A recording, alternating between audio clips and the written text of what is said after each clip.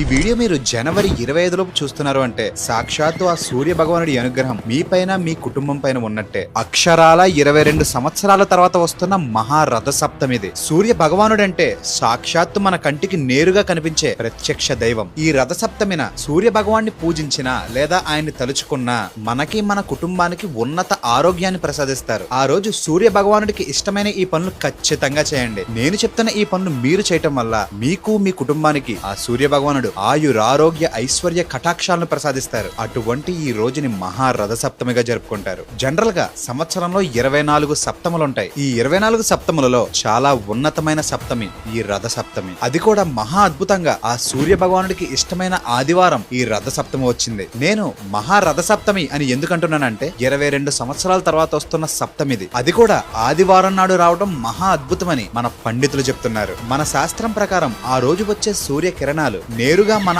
ఆరోగ్యంపై ప్రభావం చూపుతాయని మన ధర్మశాస్త్రం చెప్తుంది. అందువల్ల దీన్ని ఆరోగ్య సప్తమి అని కూడా అంటారు. మీరు ఆ రోజు ఏం చెయ్యాలి, ఆ సూర్య భగవానుడికి ఇష్టమైన విధంగా ఎలా ప్రార్థించాలి అన్నది నేను మీకు చెప్తాను. నన్ను ఫాలో చేసి సూర్యదేవా అని కమెంట్